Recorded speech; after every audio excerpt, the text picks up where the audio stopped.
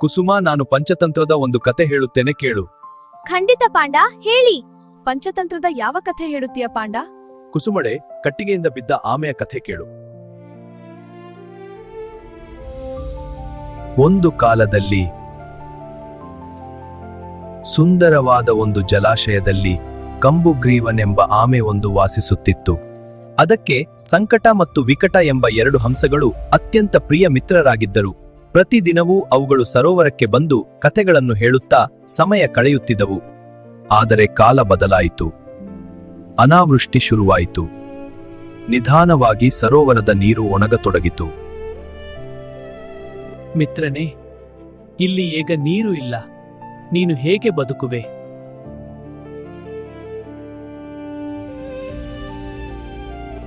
ಸಂಕಟದ ಕಾಲದಲ್ಲಿ ಧೈರ್ಯ ಕಳೆದುಕೊಳ್ಳಬಾರದು.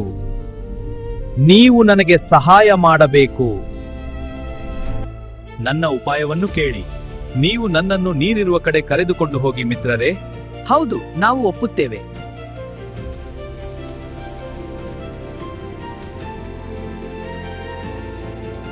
ದಯವಿಟ್ಟು ಕಟ್ಟಿಗೆಯನ್ನು ತನ್ನಿ. ನಾನು ತರುತ್ತೇನೆ.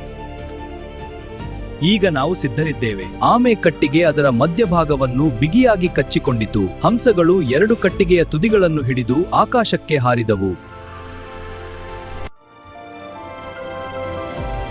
ಆದರೆ ಕೆಳಗೆ ಜನರು ನೋಡಿ ನಗತೊಡಗಿದರು. ಆಮೆಯನ್ನು ಹಾಸ್ಯ ಮಾಡತೊಡಗಿದರು.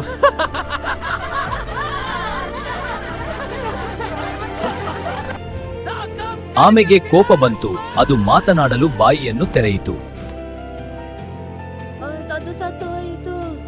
ಹಂಸಗಳು ದುಃಖದಿಂದ ಆಕಾಶದಲ್ಲಿ ಹಾರುತ್ತಾ ದೂರವಾದವು.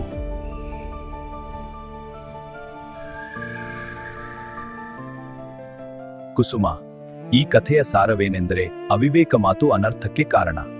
ಯೋಚನೆ ಮಾಡದೆ ಮಾತನಾಡುವ ಮಾತುಗಳು ಅನಾಹುತಗಳನ್ನುಂಟು ಮಾಡುತ್ತವೆ. ಧನ್ಯವಾದ ಪಾಂಡ.